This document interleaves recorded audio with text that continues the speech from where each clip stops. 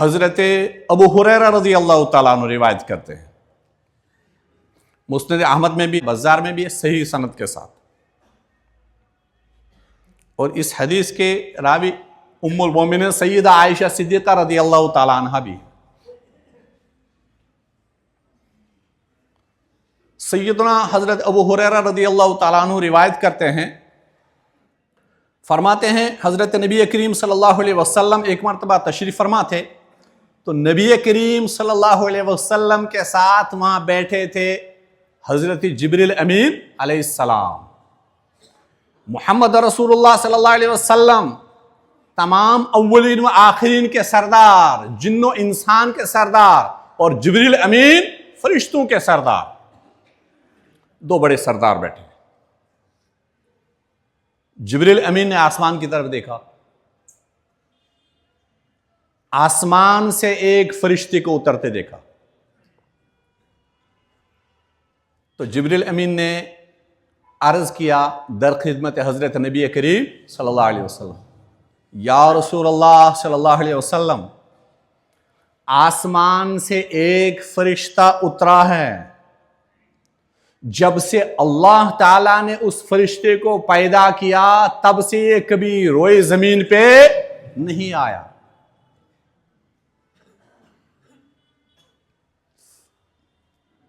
تو اللہ کے نبی صلی اللہ علیہ وسلم سن رہے ہیں، تو تھوڑی دیر ہو گئی، وہ فرشتہ حاضر ہوا در خدمت حضرت محمد رسول اللہ صلی اللہ علیہ وسلم۔ اب جبریل امین علیہ السلام نے اس فرشتے کا تو تعارف پہلے کروایا، کون ہے وہ میں نے آپ کو اختصاراً بتا دیا کہ پہلی مرتبہ آج زمین پہ آ رہا ہے اور وہ ڈائریکٹ آپ کی خدمت میں آیا ہے۔ اس فرشتے نے عرض کیا، اے محمد صلی اللہ علیہ وسلم، مجھے اللہ تبارک و تعالیٰ نے آپ کے پاس یہ پیغام دے کر بھیجا ہے، مجھے اللہ تبارک و تعالیٰ نے آپ کے پاس یہ پیغام دے کر بھیجا ہے کہ میرا یہ پیغام میرے محبوب حضرت محمد رسول اللہ صلی اللہ علیہ وسلم کو سنا دو۔ پیغام کیا تھا کہ آپ کو دو آپشن دیے جا رہے ہیں، آپ کو دو آپشن دیے جا رہے ہیں، دو میں سے ایک کو اختیار کر لیں۔ پہلا آپشن، بات کو سمجھے،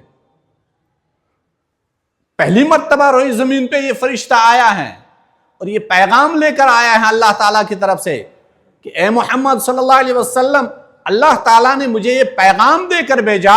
دو آپشن، آپ بادشاہ اور نبی بن کر رہنا چاہتے ہیں یا بندہ اور رسول بن کر رہنا چاہتے ہیں۔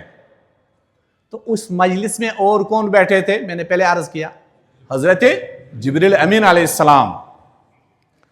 تو محمد رسول اللہ صلی اللہ علیہ وسلم نے جبریل کی طرف دیکھا، جبریل کے چہرے کو دیکھا، گویا نبی کریم صلی اللہ علیہ وسلم اپنے یار جبریل سے مشورہ لے رہے ہیں، یعنی جبریل دو آپشن ہیں، کس کو اختیار کروں؟ زبان سے کچھ نہیں فرمایا، جبریل کو دیکھ رہے ہیں، جبریل سمجھ گئے۔ قربان ہو جائے ایسے مجالس پہ۔ آج بھی جبریل امین آتے ہیں رمضان مبارک میں، تنزل الملائکۃ والروح فیہا باذن ربہم من کل امر سلام ہی حتی مطلع الفجر۔ قدر کریں اس رمضان کو جو آ رہا ہے، قدرداں بنے۔ تو نبی کریم صلی اللہ علیہ وسلم جبریل کو دیکھ رہے ہیں، تو جبریل سمجھ گئے۔ جبریل نے عرض کیا، یا رسول اللہ صلی اللہ علیہ وسلم، آپ تواضع کو اختیار کر لیں، یعنی میں بندہ اور رسول بن کر رہنا چاہتا ہوں۔ بندہ، بندگی، سبحان الذی اسریٰ بعبدہ، برسولہ نہیں فرمایا اللہ تعالیٰ نے، بعبدہ، عبدیت اختیار کرنا، بندگی اختیار کرنا ایک انسان کے لیے کمال ہے۔ اگر آج ہمیں اللہ تعالیٰ کی بندگی سمجھ میں نہیں آئی، آپ سمجھو ہمارے اور جانور کے درمیان کوئی فرق نہیں ہے۔ تو اللہ کے نبی صلی اللہ علیہ وسلم نے فرمایا میں بندہ اور رسول بن کر رہنا پسند کرتا ہوں۔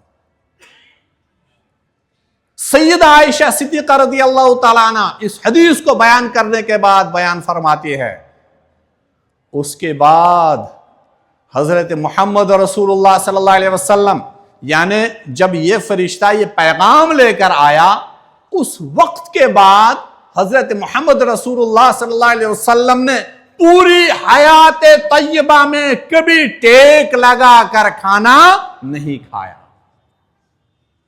ڈوکھ دت کھیوک نہ باتیں کی ہیں۔ آپ سمجھ گئے؟ اور محمد رسول اللہ صلی اللہ علیہ وسلم فرمایا کرتے تھے، میں اس طرح کھانا چاہتا ہوں جس طرح ایک بندہ کھائے، ایک بادشاہ نہیں، ایک بندہ کھائے، اور میں اس طرح بیٹھنا پسند کرتا ہوں جس طرح اللہ کے سامنے ایک بندہ بیٹھے۔ یہی تواضع،